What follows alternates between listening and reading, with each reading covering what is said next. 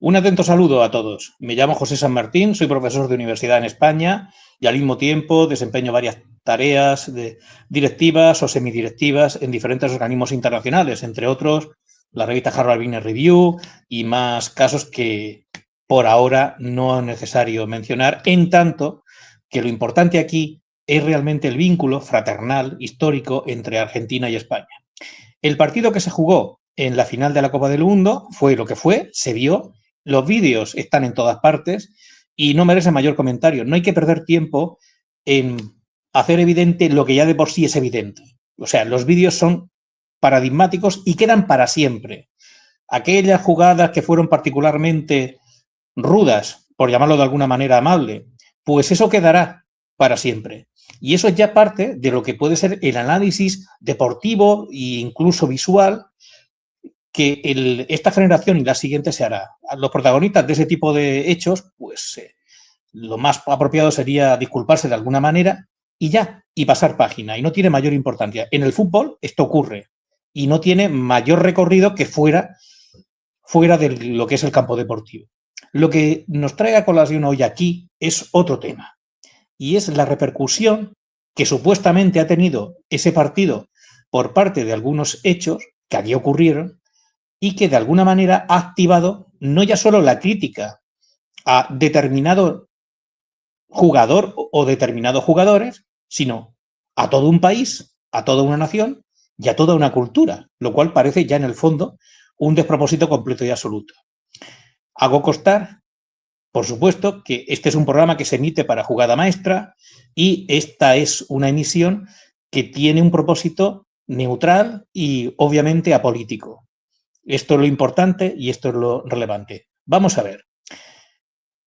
Es verdad que en Argentina el fútbol es parte de una religión civil que es prácticamente universal y que se vive con una pasión que en otros lugares no es tanto.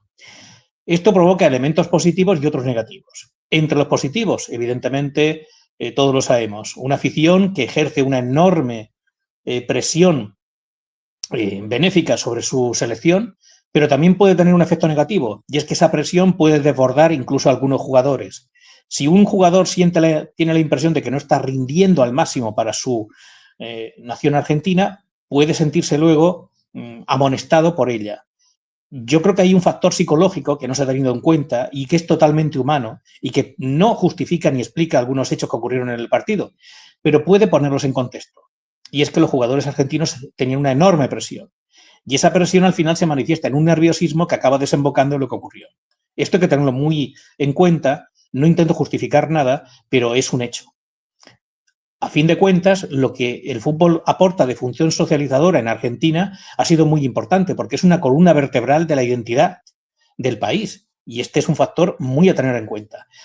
El elemento de religión política casi, que en algunos casos, matizo, casos, ha derivado en ultranacionalismo, tiene un efecto también no particularmente constructivo. Y este es un elemento a tener presente. ¿Por qué? Porque se da una dimensión emocional que deriva en un irracionalismo que al final perjudica en particular a Argentina. Dicho esto, bien, se trata de casos particulares, acotados, con nombres y apellidos.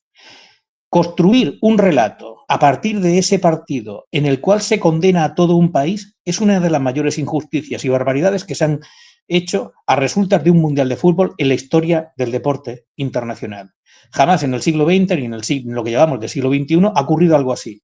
En cuestión de 48 horas, grupos minoritarios de auténticos frikis en Internet, tanto dentro como fuera de los países envueltos en el mundial, han demonizado a Argentina como un país fracasado, un pueblo destruido, con comportamientos inciviles, etcétera, etcétera. Todo se ha hecho de una manera burdamente generalista, provocando una socialización del mal para un país que realmente no lo merece. ¿Por qué? Argentina es un país de cultura y de mentalidad abierta, claramente migratorio, donde la generosidad de esa tierra ha sido pródiga durante más de 200 años.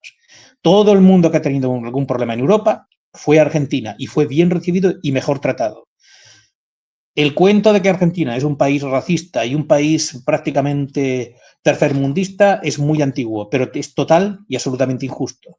Tenemos que superar esa fase, avanzar en el futuro y dejar lo que es deportivo en lo que es el campo deportivo, pero no provocar un conflicto, y no digamos ya entre países hermanos como España y Argentina, que al final nos va a llevar a un callejón sin salida, porque si se deja activar un proceso de reproches mutuos y, por supuesto, de hipernacionalismo en los dos lados, el resultado va a ser una tragedia en las relaciones bilaterales de España y Argentina, para regocijo de terceros países que están disfrutando y usufructuando ese, entre comillas, éxito geopolítico que es demonizar a Argentina, con el silencio o la colaboración incluso de algunos países hermanos que deberían hacer justamente lo contrario.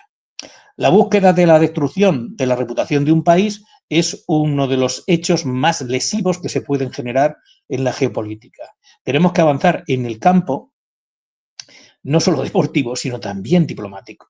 Y esto significa que la labor benéfica que ha hecho, por ejemplo, la corona española, atenuando, moderando, atemperando cualquier tipo de reacción contra Argentina dentro y fuera de España, es el modelo a seguir. El rey en ningún momento ha hecho ninguna clase de amonestación contra Argentina, como tiene que ser, y el rey todo lo que ha propuesto y ha promovido ha sido siempre favorable a Argentina y al conjunto de pueblos hermanos, que son la hispanidad, o si lo queremos llamar de otra manera, Iberoamérica. Hay una situación en la que debemos reconducir digamos, el statu quo actual de bloqueo hacia una doble vía. Por un lado, la racionalidad. Hay que estudiar todo de una forma racional, serena y tranquila. Y a partir de ahí, la fraternidad, que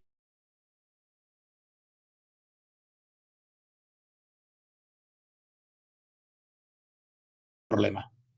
Y este es el conflicto en el que se puede desenvolver una situación que no tenga desescalada, porque aquí el propósito es desescalar, es rebajar la tensión y construir un relato común altamente positivo. El partido fue lo que fue, como digo, las imágenes están, vamos a verlo con tranquilidad. Yo creo que han habido gestos deportivos por los dos equipos de fraternidad y de comprensión mutua y ya está. Y ocurrió un episodio estrictamente, digamos, de reacción psicológica, claramente latino, nos guste o no, pero es eso y punto, no ha pasado nada más. A partir de ahí hay que reivindicar la figura de Argentina como un país maravillosamente positivo en el sentido más noble del término. Argentina es una cuna de todas las culturas europeas, americanas que podamos encontrar, con los elementos más notables que se pueden dar ahí. Y por supuesto, Argentina es un país que merece todo el respeto, toda la consideración y todo el amor del mundo, en tanto que es una nación maravillosa.